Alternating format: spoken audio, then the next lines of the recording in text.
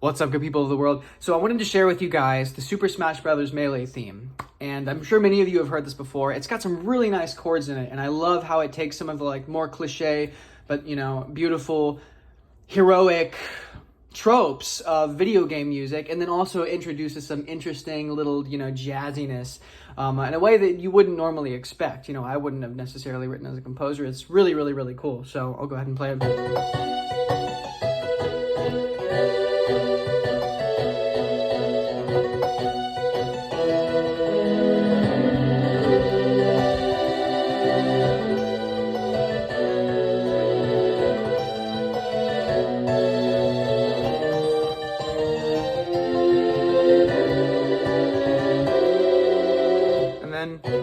Goes back into itself. It's so interesting, right? So just to go through it pretty briefly, the first part is pretty standard stuff, right? We go from B minor to the major 4, which we borrow from Dorian, kind of bright version of minor, and then we kind of borrow the flat 6, or the normal natural 6, however you want to think about it, from Aeolian, or B natural minor, and then he does a video game cadence, right? And it's nice, the tonic pedal as well works really well, because the B minor, once we go to E major, B is a part of E major, it makes it in second inversion. It's also a part of G major, it makes it in first inversion. And then when we go to this A, it creates, it's not like it's dissonant, but it creates like a sus chord, kind of thing. A little bit more ambiguity. That's always a really nice sonority to use those sus chords. And this kind of foreshadows what happens later in the B section, because we do have this A over B, occurring later. So it kind of happens sort of accidentally, with this idea of a tonic pedal, but then later on the sonority is familiar to us when it's kind of capitalized on more deliberately. So when he goes to the E major the second time, it's in root position, right? So it's always nice to go from something inverted to the same progression, but now in root position. It gives it a little bit more power, but there's still the continuity of the fact that it's the same progression being repeated.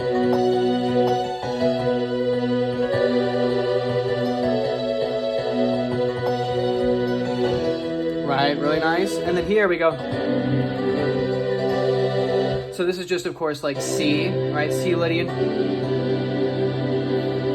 C Lydian is nice because the F sharp is in common. It gives it more in common with B minor. It's like flat 2,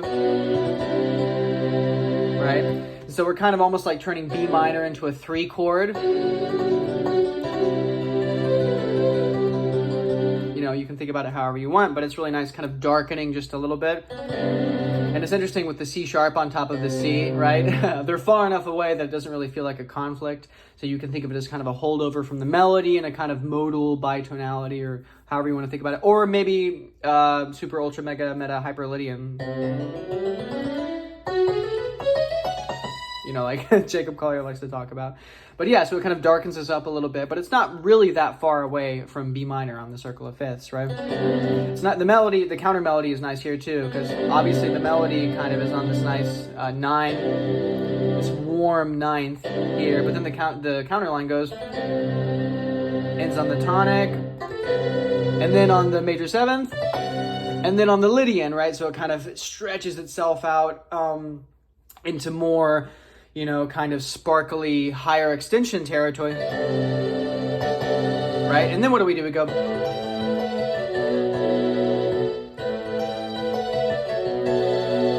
so this could easily, I might have written something like,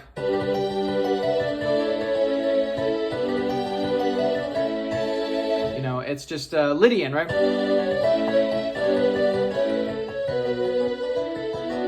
Or, hanging out on the 6th chord of minor, however you want to think about it. I think about it as Lydian.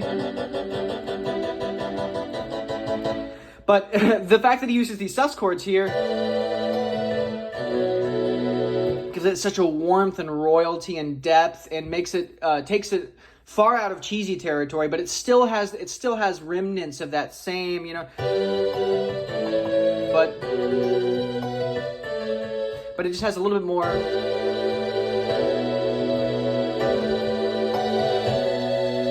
But it just gives it such an extra depth to it, which is so nice, right? So a really nice move there. And again, this A chord, especially too, the idea of this sus chord is a sonority that we got earlier with the tonic pedal, so it's not like it's totally out of the question, even just in terms of like the piece. I also like how the melody, not that we want to get into it, I like how the melody doesn't spoil this D, right? Because you could easily go,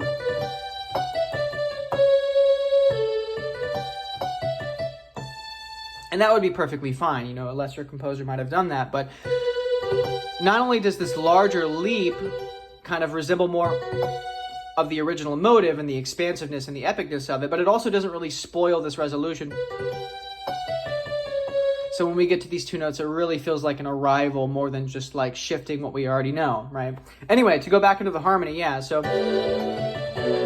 I also like this too because the implication here, normally like the way that you'd want to hear this D resolve is sort of like a sus4 resolving to A major, right? That's kind of like the basic triadic version of thinking. But when you have this B in the bass, you know, then the D is actually consonant, and then the C sharp almost sounds like it's not quite a, you know, a minor chord with a ninth on it, but it still has that kind of cloudy jazziness. So it almost makes the C sharp sound more like a development as opposed to a resolution, even though it also does kind of sound like a resolution relative to the A chord. So there's just that lovely ambiguity there. And we got this move, right, which was, you know, fitting to be a video game cadence. You know, maybe going to G or G minor. It doesn't in this case, but that's kind of, you know, again, it's that Lydian thing.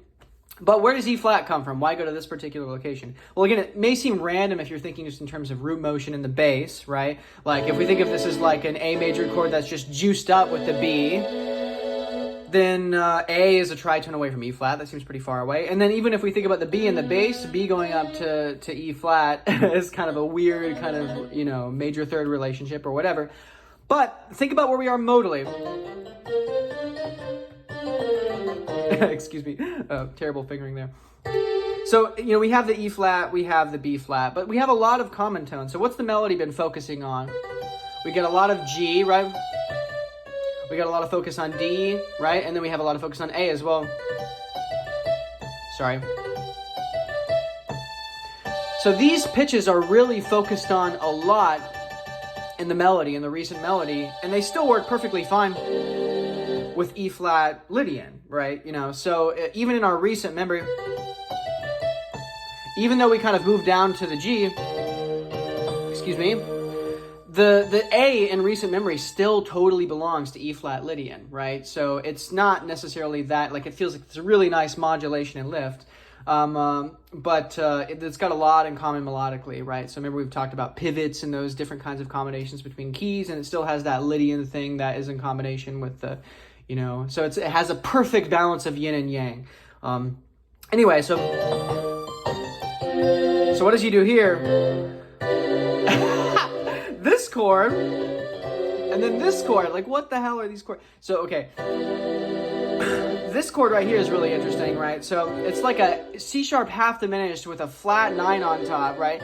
So we have this flat 9 here. It's very dissonant, right? Now, I should mention that this chord totally belongs naturally in B minor, right? Which is the beginning theme. So it's helping us to some degree modally to get back to where we were.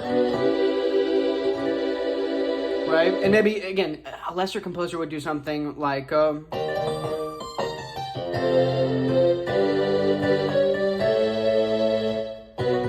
right? So it's kind of like,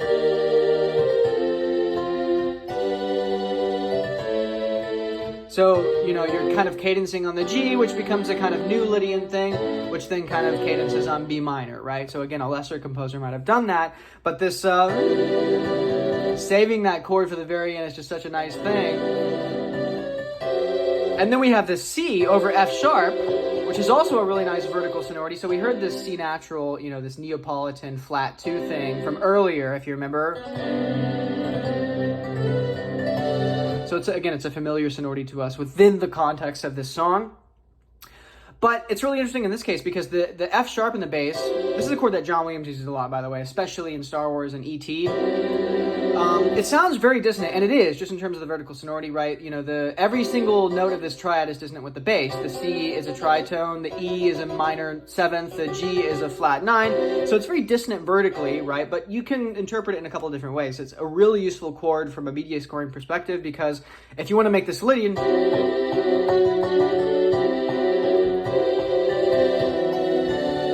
you know, all of that F sharp in combination, just in terms of like the notes, is totally natural C Lydian. But if you want to do that classic spacey tritonic combination where you take a chord and then the major chord a tritone away and you combine them together to make a scale. You guys know this song? You know, to quote Back to the Future, right?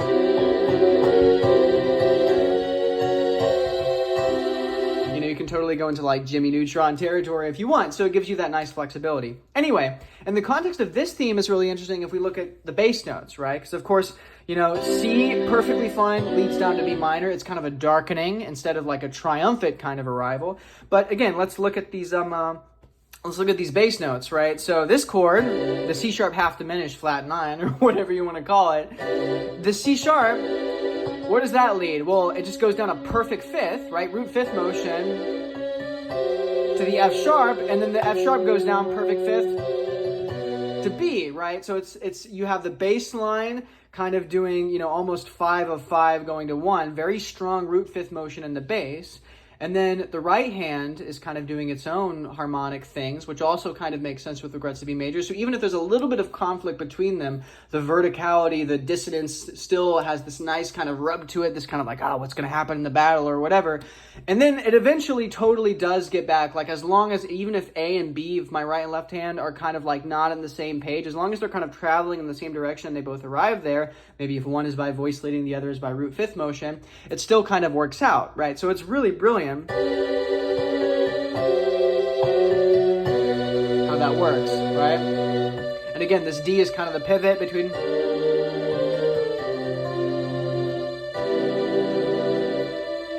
right? Super, super, super cool theme.